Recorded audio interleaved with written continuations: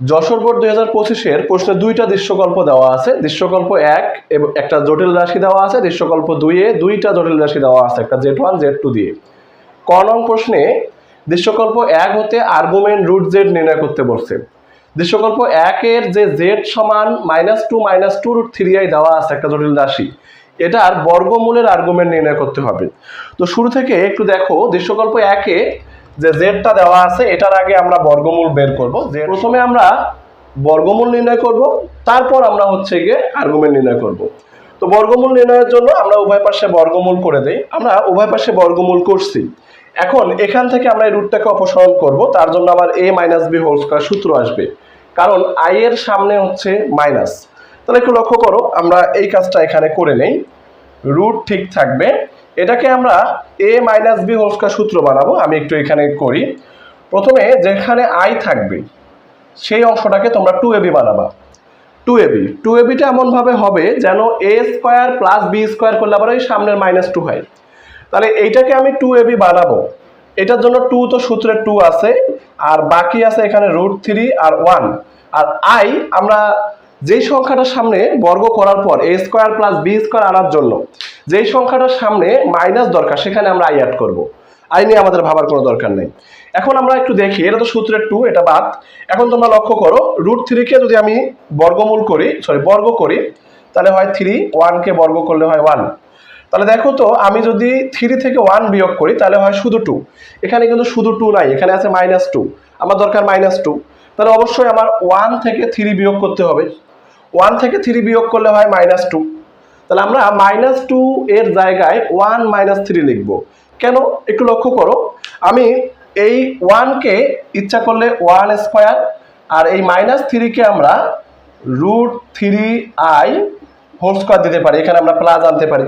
আমি তো শুরুতেই বলছি এইটা হবে 2ab, যেখানে a square plus b square করে আবার -2 আসতে হবে। তাহলে এই 2ab কে ভেঙে আমরা √3 আর 1 পাইছি, এবং আমি এই 3 থেকে 1 বিয়োগ করে দেখলাম 2 আসে, কিন্তু সামনে 2 নাই, আমার দরকার -2। তাহলে আমরা 1 থেকে 3 বিয়োগ করব -2 পাওয়ার জন্য। এখন একটু লক্ষ্য করো, আমি 1 কে স্কয়ার করলে পাই 1, -3 কে আমরা ভাঙে পাই √3i হোল স্কয়ার। √3i কে স্কয়ার করলেই হয় -3। তো আমরা এইটাকে 1টাকে a হিসেবে ব্যবহার করতে পারবো, আর √3i টাকে b হিসেবে ব্যবহার করতে পারবো, এবং a square plus b square করলে এই যে সামনের যে -2 আছে সেটা আসে। তো একটু দেখো, আমি ওই মানটা একটু লিখবো। -2 কে আমরা 1 - 3 লিখতে পারি, -2 √3i। এই লাইনে একটু দেখো, √1 আমরা 1 কে স্কয়ার করলে পাই a স্কয়ার পেয়ে গেলাম, আর -3 আমরা পাই মূলত প্লাস √3i, এটাকে স্কয়ার করি। তাহলে দেখো তো, a square plus b square আমরা অলরেডি পেয়ে গেছি। -2, a বলতে 1 আর b বলতে আমি √3i বসাবো। লক্ষ্য করো, a square plus b square -2ab আমাদের হয়ে গেছে, এবং মানটা তোমরা একটু মিলাই নিতে পারো। 1 কে স্কয়ার করলে 1, √3i কে স্কয়ার করলে -3, আর -2 ঠিক আছে। -2 আর √3 গুণ করলে কত হয়? 2√3 আর i 2√3i। তার মানে আমরা এই মানটাই এখানে দেখতে পাচ্ছি। তো এখন একটু লক্ষ্য করো, আমরা পুরো অংশটাকে এইভাবে 1 - √3i হোল স্কয়ার লিখতে পারি। দেখো তো, a square plus 2b square -2ab, এটা সূত্র কি? a - b whole square. Square root যদি আমরা কাটাকাটি করি থাকে হচ্ছে প্লাস মাইনাস 1 - √3i, 1 - √3i থাকে। অর্থাৎ এখানে দুইটা মান আসে, একবার যদি আমি প্লাস মান নেই তখন আসবে হচ্ছে 1 - √3i। আমি যদি মাইনাস মান নেই, মাইনাসটা 1 এর সাথে গুণ করলে হবে, আচ্ছা ব্র্যাকেট আর ইউজ করার দরকার নাই, মাইনাসটা 1 এর সাথে গুণ করলে হবে -1, মাইনাসে মাইনাসে প্লাস √3i। এখানে দুইটা জটিল সংখ্যা আছে, দুইটারই আর্গুমেন্ট এখন নির্ণয় করব। জেড এর মান, এটা হচ্ছে √z এর মান।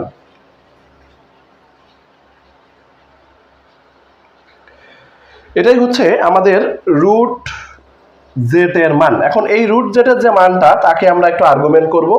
লক্ষ্য করো, আমি যদি এই প্রথম মানটাকে নেই, আমরা আর্গুমেন্ট একটু লিখি, a আর g আর্গুমেন্ট √z সমান, আমি দেখো এখানে একটু দেখো তো, 1 হচ্ছে বাস্তব অংশ যেটা প্লাস আছে, আর কাল্পনিক অংশটা হচ্ছে মাইনাস আছে। আমরা জানি প্লাস মাইনাস কোন চতুর্ভাগে অবস্থিত? x এর মানটা প্লাস, y এর মানটা মাইনাস, চতুর্থ চতুর্ভাগে অবস্থিত।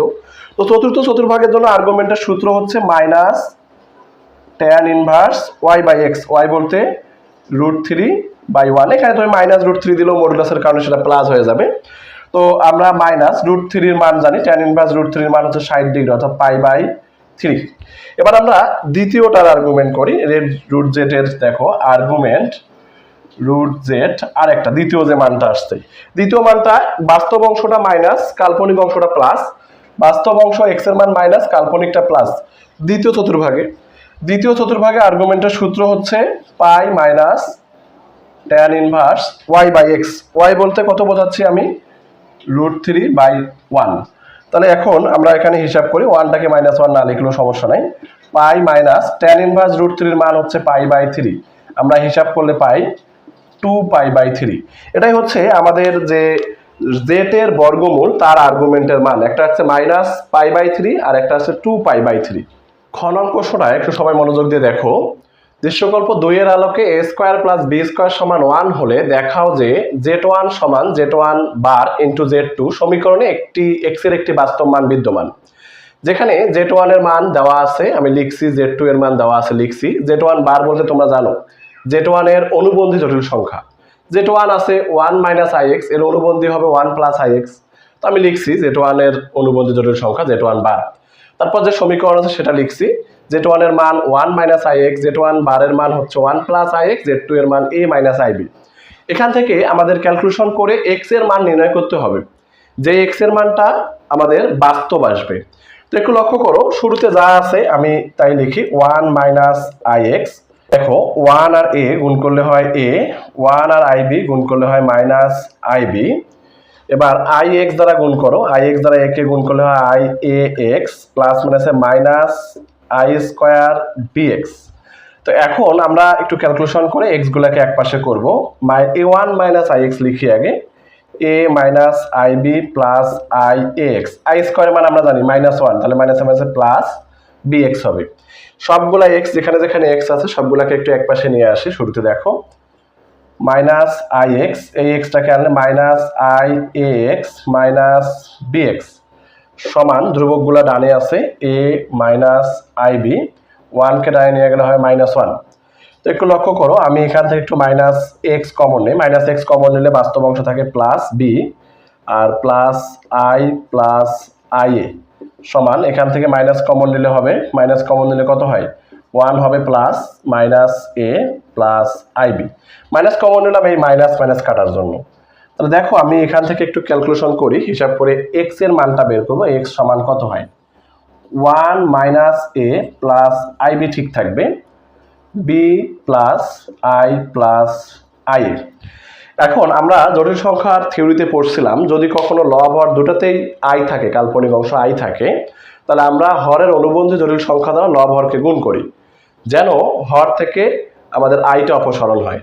তাহলে আমরা হরের যে মানটা দেওয়া আছে b plus i plus ia, এর অনুবন্ধী জানি b minus i minus ia, আর উপরেও আমরা ওই মানটা দ্বারা গুণ করব b minus i minus ia।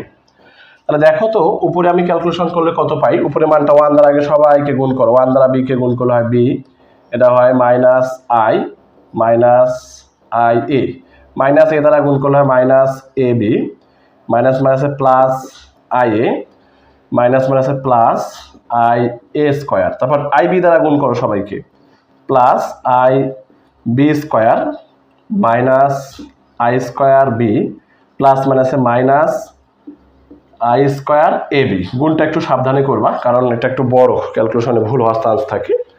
আর নিচের অংশটা অনেক ইজি, নিচের অংশটা দেখো, আমি এই লাইনটা একটু স্কিপ করব, ছোট্ট একটা কাজ করব, সেটা হচ্ছে আমি এই দুইটা মান থেকে মাইনাস কমন নিয়ে নেব, -i কমন নিব।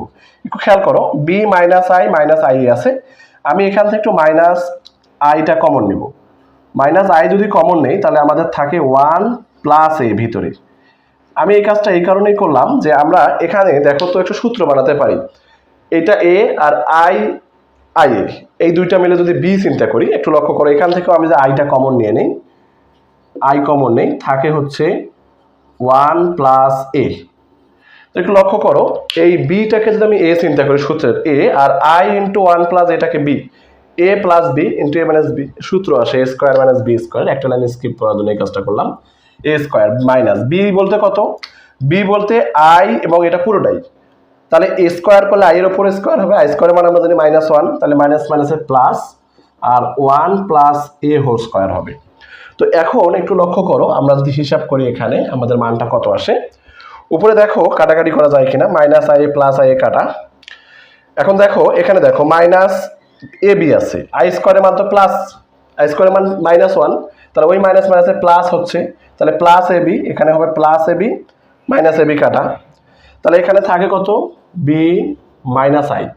এই দুই জায়গা থেকে আমি যদি একটু আই কমন নিয়ে নিই তাহলে থাকে A square plus B square, আর আই স্কোয়ার মান -1 মাইনাস মাইনাসে প্লাস বি, নিচে সূত্র B square A plus B whole square সূত্র A square plus 2ab plus B square.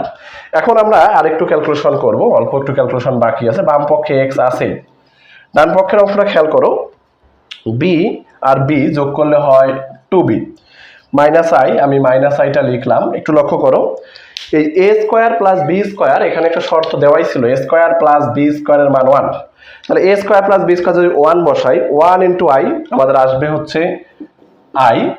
আর নিচে দেখো এখানেও একটা এ স্কোয়ার প্লাস বি স্কোয়ার আছে যার মান 1 প্লাস 1 প্লাস 2a, তাহলে উপরে একটু হিসাব করি, আই আই তো কাটাই গেল, থাকে 2b, নিচে থাকে 1 আর 1 যোগ করলে হয় 2 প্লাস 2a, তাহলে 2b কে আমরা ঠিক রাখি, 2 যদি আমি এখান থেকে কমন নেই থাকে হচ্ছে 1 প্লাস a, 2 কাটা থাকে b বাই 1 প্লাস a। একটু লক্ষ্য করো, আমাদের প্রমাণ করতে বলছে, মান নির্ণয় করতে বলছে এক্স এর একটি বাস্তব মান এই সমীকরণে বিদ্যমান। তো আমাদের এক্স এর মান আমরা এই শর্ত অনুযায়ী আমরা বের করছি, এক্স এর মান হচ্ছে বি বাই 1 প্লাস এ, যেখানে কোথাও আই নাই, অর্থাৎ এই সংখ্যাটা বা এই মানটা হচ্ছে একটা বাস্তব মান, আমরা এখানে লিখতে পারবো যা বাস্তব। অর্থাৎ আমাদের এ স্কোয়ার প্লাস বি স্কোয়ার সমান 1 শর্তে এখান থেকে এক্স এর একটা বাস্তব মান আসছে, এটাই আমাদের নির্ণয় করতে বলছিল। দৃশ্যকল্প 1 হতে প্রমাণ করো যে z/4 two the power m plus z/4 two the power m সমান 2 এবং -1, দুইটাই প্রমাণ করতে হবে যখন m 3 দ্বারা বিভাজ্য, আর -1 হবে যখন m অপর কোনো পূর্ণ সংখ্যা, 3 দ্বারা বিভাজ্য নয় এমন কোনো পূর্ণ সংখ্যা। এখন দেখো z সমান দেওয়া আছে -2 2√3i। এখন আমাদের দরকার z/4, আরেকটা z বার তার অনুবন্ধী জটিল সংখ্যা, এটাও লিখে ফেলতে পারো, z বার হবে -2 প্লাস 2√3i। তাহলে দেখো z/4, যেটার মানটা আমরা জানি -2 2√3i/4 সমান, এখান থেকে আমি যদি 2টা কমন নিয়ে নেই, 2 কমন নেই থাকে -1 -√3i ডিভাইডেড 4, কাটাকাটি করলে আমরা পাই 2। তো আমরা জটিল সংখ্যার এককের কাল্পনিক ঘনমূল থেকে পড়ছি -1 -i√3/2, এটার মান হচ্ছে ওমেগা। এখন আরেকটা জিনিস এদিকে দেখো, z বার আমার দরকার হচ্ছে z/4, z বারের মান হচ্ছে -2 প্লাস 2√3i/4, এখান থেকে আমাদের 2 কমন নেই থাকে -1 প্লাস √3i/4, এটা কাটাকাটি করলে হয় 2। -1 প্লাস i√3, এটার মান আমরা পড়ছিলাম, আমাদের এই জায়গাতে হবে ওমেগা স্কোয়ার, আর এটার মান হচ্ছে ওমেগা। আমরা ওমেগার মান পড়ছিলাম -1 প্লাস i√3/2, আর ওমেগা স্কোয়ার ছিল -1 মাইনাস i√3/2। তো এখন আমাদের এখানে z/4 two the power m, z/4 two the power m, left hand সাইডটা একটু লিখি, লেফট হ্যান্ড সাইডে যা আছে z/4 two the power m, z/4 two the power m, z/4 এর মান আমরা হিসাব করে পাইছিলাম ওমেগা স্কোয়ার, তার পাওয়ার হচ্ছে m, আর এখানে আমরা পাইছিলাম হচ্ছে ওমেগা, তার পাওয়ার হচ্ছে m।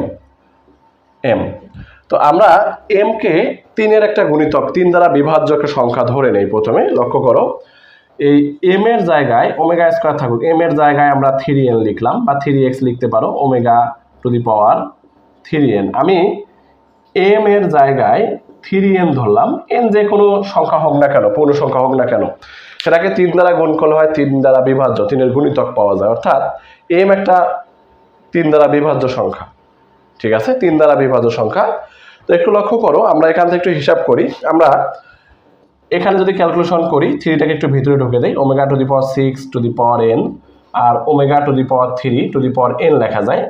আর আমরা জানি ওমেগার পাওয়ার, এখানে একটু লিখে দিচ্ছি, দেখো ওমেগার পাওয়ার, ওমেগা এর পাওয়ার যদি 3 এর কোনো গুণিতক হয় তার মান হয় 1, অর্থাৎ ওমেগা 3 এর মান 1, ওমেগা 6 এর মান 1, 3 এর গুণিতক হলেই তার মান হয় 1। তার মানে ওমেগা টু দি পাওয়ার 6 এর মান 1 টু দি পাওয়ার n করলে 1 হবে, এটাও 1, ফলাফল আসবে 2। কখন 2 আসছে? লেফট হ্যান্ড সাইড থেকে রাইট সাইডটা এবার আসছে 2। 2 কখন আসছে? যখন আমরা এই কথাটা লিখে দেব, যখন m আমরা 3 দ্বারা বিভাজ্য সংখ্যা ধরছিলাম, m 3 দ্বারা বিভাজ্য, তখন আমাদের ফলাফল আসছিল রাইট সাইডে হচ্ছে 2। এবার 3 দ্বারা বিভাজ্য নয় এমন একটা মান আমরা ধরবো। দেখো তোমরা আবার লিখবা, প্রতিবার এটা লেখার পর আবার একবার লেফট হ্যান্ড সাইড লেখা শুরু করবে। এখানে দেখো লেফট হ্যান্ড সাইড আমি এই z/4 একবার ডাইরেক্ট ওমেগা স্কয়ার লিখলাম, omega square to the power m plus omega to the power m। তাহলে ওমেগা স্কয়ার, এটা আমরা জানি যে m এর মানটা এখন যদি আমি 3 দ্বারা বিভাজ্য নয় এমন সংখ্যা বসাই, একটু লক্ষ্য করো 3 দ্বারা বিভাজ্য সংখ্যা হচ্ছে 3, 6, 9, 12 এইগুলা। তো 3 আর 6 এর মাঝে 4 এবং 5 এটা কিন্তু 3 দ্বারা বিভাজ্য নয়। আবার 6 এর পর 7 আর 8 এটাও 3 দ্বারা বিভাজ্য নয়।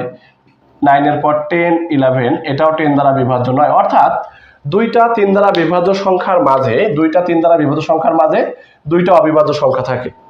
যদি 3nটা বিভাজ্য হয় তার সাথে 1 যোগ, খেয়াল করো 3 বিভাজ্য, তাহলে তার সাথে 1 যোগ করলে 4 যেটা অবিভাজ্য, আর 2 যোগ করলে হয় 5 যেটা অবিভাজ্য, 3 দ্বারা অবিভাজ্য। তার মানে 3 দ্বারা বিভাজ্য সংখ্যার সাথে আমরা যদি 1 যোগ করি বা 2 যোগ করি তাহলে 3 দ্বারা অবিভাজ্য সংখ্যা আসে।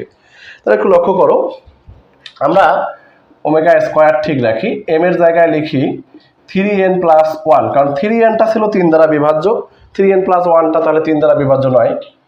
Omega to the power 3n plus 1, এটা হিসাব করলে আমরা পাই ওমেগা, এই স্কয়ারটা গুণ করো তাহলে হবে 6n প্লাস 2, ওমেগা গুণ করলে হবে 3n প্লাস 1। এটাকে আমি একটু ভেঙে লিখি, omega to the power 6n into omega square plus omega to the power 3n into omega. আর আমরা একটু আগে দেখলাম omega to the power 6n এর মান আমাদের আসছিল ঘুরে ফিরে 1, আর omega to the power 3n এর মান আসছিল 1। তাহলে দেখো এইটুকুর মান 1 ওমেগা স্কয়ার প্লাস এইটুকুর মান 1 ওমেগা, তাহলে হচ্ছে ওমেগা স্কয়ার প্লাস ওমেগা, যার মান আমরা জানি -1, কারণ আমরা সূত্র জানি 1 plus omega plus omega square সমান 0। সেখান থেকে ওমেগা প্লাস ওমেগা স্কয়ারের মান এই 1টাকে ডানে নিয়ে গেলে হবে -1। তাহলে আমাদের এখানে রাইট সাইড আসছে -1। -1 কখন আসছে? যখন আমরা m কে এই যে m এর জায়গায় আমরা ধরছিলাম 3n প্লাস 1, অর্থাৎ 3 দ্বারা বিভাজ্য নয় এমন একটা পূর্ণ সংখ্যা। এরপর 3n প্লাস 2 দ্বারাও তোমরা হিসাব করতে পারো, 3n প্লাস 2 আমি এখানে একটু দেখাই, আর বেশি কিছু না লিখি, লেফট হ্যান্ড সাইড আবার লিখবা, একবার লিখছো দুইবার আরো একবার করবা, কারণ 3n এর সাথে 2 যোগ করলেও সেটা অবিভাজ্য হয়, 3n এর সাথে 2 যোগ করলেও সেটা অবিভাজ্য হয়। তো একটু লক্ষ্য করো, আমি এটা একটু মুছে দিয়ে 3n প্লাস 2 লিখি, 2 এখানেও 2 লিখবা। তাহলে 3n প্লাস 2 হিসাব করলে কত আসে? 3 দুগুণে 6, 2 দুগুণে কত হয়? এটা হবে 4, এটা হবে 2। তাহলে দেখো তো 6n ঠিক আছে, ওমেগার পাওয়ার হচ্ছে গিয়ে 4, আর এটা হচ্ছে ওমেগা স্কয়ার। ওমেগা 6n এর মান 1, ওমেগা 4 এর মান আমরা জানি ওমেগা 4 সমান ওমেগা কিউব ইন্টু ওমেগা, যার মান 1 ইন্টু ওমেগা সমান 1। তার মানে কি ওমেগা 4 এর মান হচ্ছে ওমেগা, আর এখানে আছে ওমেগা স্কয়ার, ঘুরে ফিরে ওমেগা প্লাস ওমেগা স্কয়ার, যার মান -1। অর্থাৎ 3 দ্বারা অবিভাজ্য যে সংখ্যা 3n প্লাস 2 এটা দ্বারাও আমাদের রাইট সাইডের মানটা আসতেছে -1। তাহলে আমরা শর্তটা জাস্ট খালি লাস্ট শর্তটা লিখে দিবা যে z/4 two the power m plus z/4 two the power m সমান -2, শুধু 2 আসতে পারে যখন m 3 দ্বারা বিভাজ্য, আর -1 আসতে পারে যখন m 3 দ্বারা বিভাজ্য নয় এমন অপর একটা পূর্ণ সংখ্যা।